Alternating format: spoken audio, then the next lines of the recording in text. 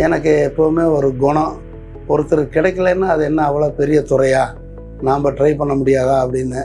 Central government post இந்த காலத்து இளைஞர்கள் கூட ஃபாலோ பண்ணலாம். பல பேருக்கு நான் சொல்லி சொல்லி பார்க்குறேன், தெரியல. அப்பாயின்மெண்ட் ஆர்டரே டேரெக்டாக வந்துருச்சு.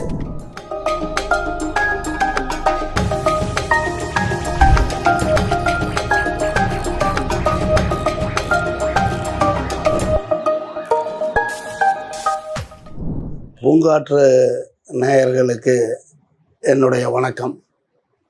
என் பெயர் சம்பத்குமார், வயது 69.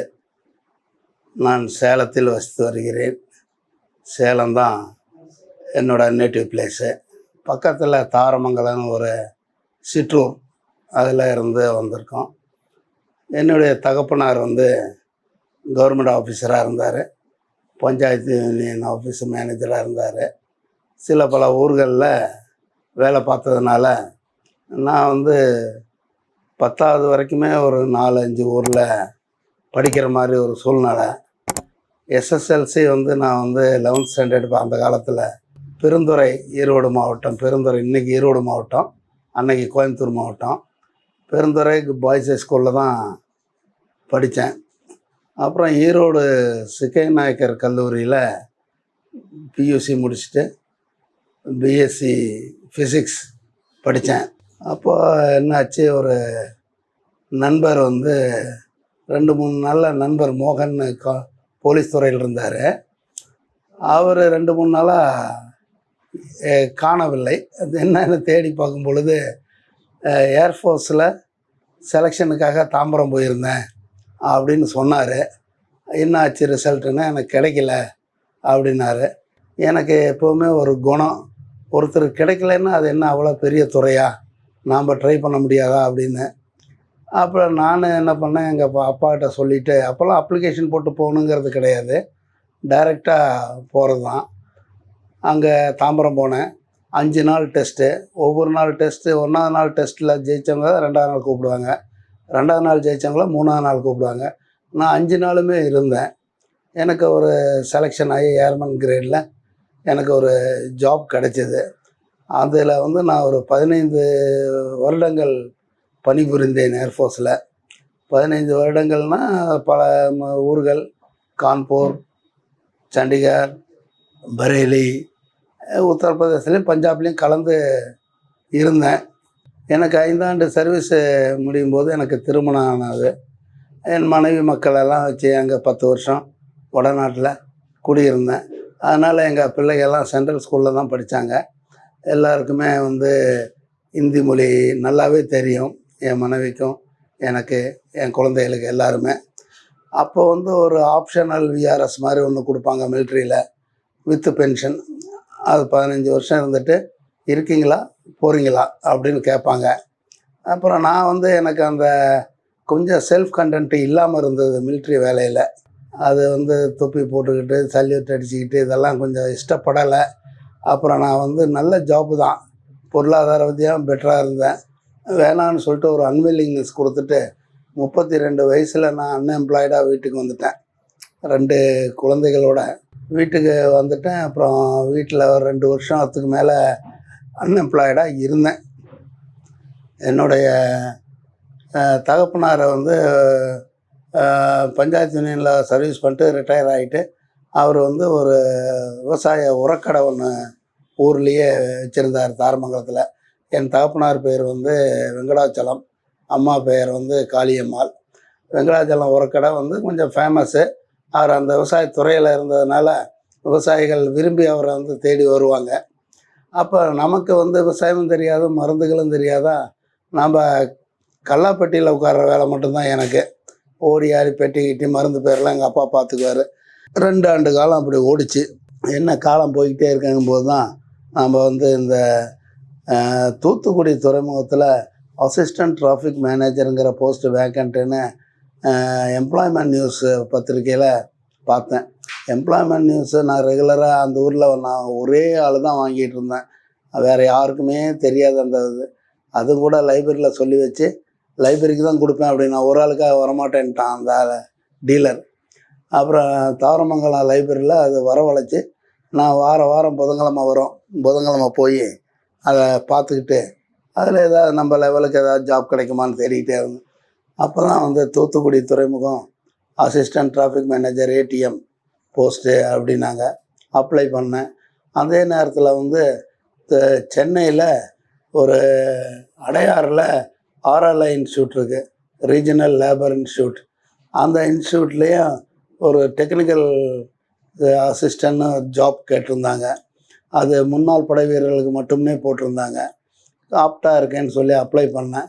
அப்ளை பண்ணதில் அந்த ஜாப் எனக்கு கிடைச்சிது. 26 அப்ளிகேஷன்ஸு, 26 பேர்லேயும் கூட நான் வந்து ஒரே ஆள், லாஸ்ட் ஆள். என் நேம் சம்பத்குமாருங்கன்னா ஆல்பபெட்டிக்கலி லாஸ்ட்டில் வரும். 26 கடைசியில் 10 மணிக்கு இன்டர்வியூ ஆரம்பித்தேன். என் நேம் வரும்போதெல்லாம் 3 மணி ஆகிடுச்சு மத்தியானம். அவ்வளவு. ஆனாலும் நான் மட்டும்தான் செலக்டடு. அந்த போஸ்ட்டில் உட்காந்தேன். அது நல்ல ஜாபாக இருந்தது. அதிகாரிகள்லாம் நல்லா இஷ்டப்பட்டு என்னை கவர் பண்ணி கொண்டு போனாங்க. ஆனால் 5 மாதம் முடியும் போது நான் ஏற்கனவே சொன்னேன் பாருங்கள், அந்த ஏடிஎம் போஸ்ட்டு தூத்துக்குடி துறைமுகம் அது செலெக்ஷன் ஆச்சு. அப்போ இந்த ஜாப்பை விட்டுட்டு அங்கே போனேன். மீன்வைல் வந்து ஒரு இன்கம் டேக்ஸு எக்ஸாம் எழுது, எஸ்எஸ்சி சொல்லுவோம் இல்லையா, ஸ்டாஃப் செலெக்ஷன், அதில் வந்து சென்ட்ரல் கவர்மெண்ட் போஸ்ட்டு அது எழுதினேன். அதில் ஒன்லி ரிட்டன் டெஸ்ட்டு. இந்த காலத்து இளைஞர்கள் கூட ஃபாலோ பண்ணலாம். பல பேருக்கு நான் சொல்லி சொல்லி பார்க்குறேன், தெரியல. எவ்வளவோ இருக்குது. எம்ப்ளாய்மெண்ட் நியூஸை ஃபாலோ பண்ணால் கிடைக்கும். அந்த ஜாப்பு வந்து ஒன்லி ரிட்டன் டெஸ்ட்டு எனக்கு கிடைச்சது. அப்பாயின்மெண்ட் ஆர்டரே டேரெக்டாக வந்துருச்சு. அதாவது இன்கம் டேக்ஸில் போட்டு ஒசூர் டிவிஷனில் போட்டு எனக்கு ஆர்டர் வந்தது. அப்புறம் நான் தான் இங்கே டெக்னிக்கல் அசிஸ்டண்ட்டாக இதில் சேர்ந்துட்டேன், ஆர்எல்ஐயில். அப்படியே இருந்தேன். எங்கள் அப்பா தான் வந்து அப்படி ஒரு ஜாப் கிடைச்ச விட்டு இன்னொரு ஜாப் கிடைச்சா அது வேணும் வேணான்னு சொல்லியிருப்பா, இன்னொரு ஆள் வெயிட்டிங் லிஸ்ட்டில் வெயிட் பண்ணிகிட்டு இருப்பான்ல பாவம் அப்படின்னாரு. அப்புறம் தான் எனக்கு அந்த உணர்வே வந்துச்சு. அப்புறம் எஸ்எஸ்சி போர்டுக்கு சொல்லி இது மாதிரி ஜாயின்டு அனதர் ஜாபு, எனக்கு இந்த ஜாப் வேண்டாம் அப்படின்னு சொல்லிட்டேன். So that's the way it has gone. So கொஞ்சம் எஃபர்ட் எடுத்தோம்னா 2-3 ஜாப்பு கிடைக்கும். 3 ஜாப்புமே எனக்கு கிடைச்சது எல்லாமே சென்ட்ரல் கவர்மெண்ட் ஜாபு. அதனால் மக்கள் அங்கங்கே சொல்லுவாங்க, அது பணம் கொடுத்தா தான் காசு. அப்படியெல்லாம் ஒன்றும் இல்லை. சென்ட்ரல் கவர்மெண்ட் ஜாப்பே 5 பைசா செலவு இல்லாமல் மெரிட்லேயே எனக்கு கிடைச்சிது. என் லெவலுக்கே கிடைக்கும்போது இன்றைய யங்ஸ்டர்ஸ் எல்லாம் நல்லா எஃபர்ட் போடுறவங்க, அவங்களுக்கெல்லாம் கண்டிப்பாக கிடைக்கும். அப்புறம் வந்து இதில் டெக்னிக்கல் அசிஸ்டன்ட் போஸ்ட்டையும் நான் ரிசைன் பண்ணிவிட்டு 1992 தூத்துக்குடிக்கு அந்த புதிய உத்தியோகத்தில் போனேன். அது கப்பல் டைரெக்டாக நிர்வாகம் பண்ணுற ஒரு உத்தியோகம். கப்பலில் அதுக்கு முன்னே நான் பார்த்ததில்ல, ஏன் கடலையே நான் பார்த்ததில்ல. அங்கே போயிட்டு அப்புறம் அந்த பணியை சிறப்பாக பண்ணிகிட்டு இருந்தேன். அதாவது லேபர் மேனேஜ்மெண்ட்டு, கப்பலில் வந்து லோடு ஏற்றுறது இறக்குற நிர்வாகம். அது மிகப்பெரிய நிர்வாகம். நான் ரொம்ப சாதாரணமாக நினச்சிருந்தேன். அங்கே போனால் தான் தெரியுது, நமக்கு கீழே ஒரு 1000 ஒர்க்கர்ஸ் இருந்தாங்க. அவங்க மேனேஜ் பண்ணுற மாதிரி ரிஸ்க்கான ஜாப் இருந்தது. அதை நல்லபடியாக கொண்டு போனோம். முன்னால் ஏர்ஃபோர்ஸில் சர்வீஸ் பண்ணதுனால அந்த பிஆர் குவாலிட்டிஸ் எல்லாம் கொஞ்சம் டெவலப் ஆகிருந்தது. அதனால் அந்த லேபர்களை மேனேஜ் பண்ணுறது எனக்கு ஈஸியாக இருந்தது. ஒரு 40 இயர்ஸ் ஆகிற காலகட்டத்தில் ரொட்டீன் மெடிக்கல் செக்கப் எல்லாம் பண்ணுற ஒரு ப்ரெஷர் அங்கே இருக்கும். அப்படி பண்ணிகிட்டு இருக்கும் பொழுது தான் டாக்டர் டக்குன்னு ஒரு நாள் சொல்லிட்டாரு, நீங்கள் 145 mg இதில் இருக்கீங்க சுகரில்.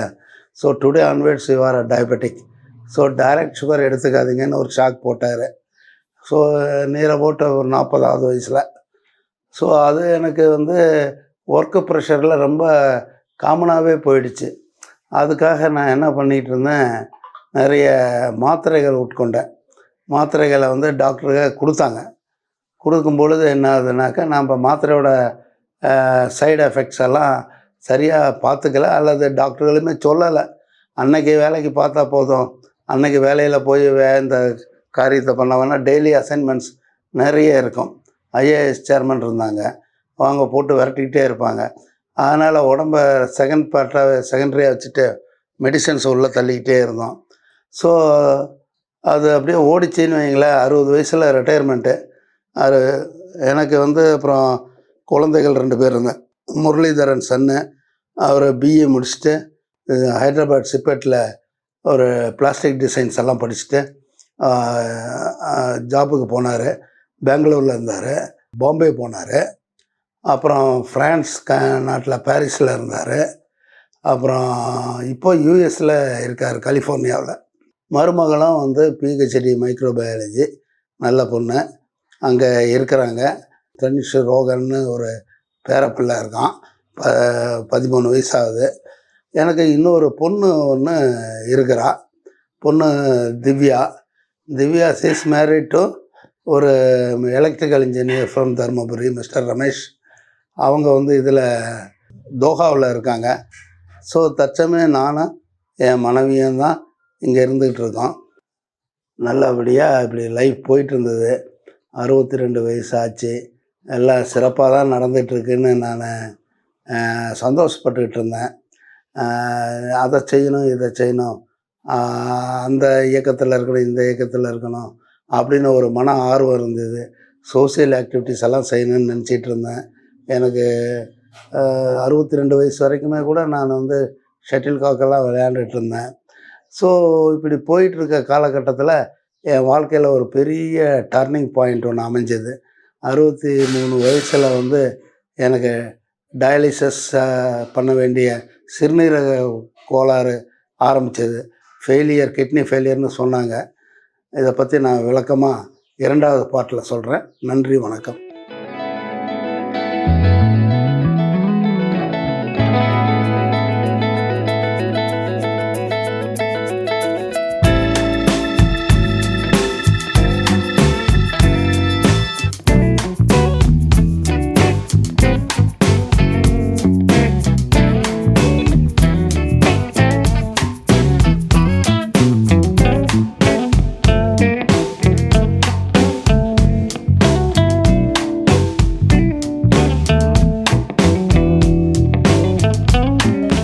பூங்காற்று நாளைய நல்வாழ்விற்கான வழிகாட்டி.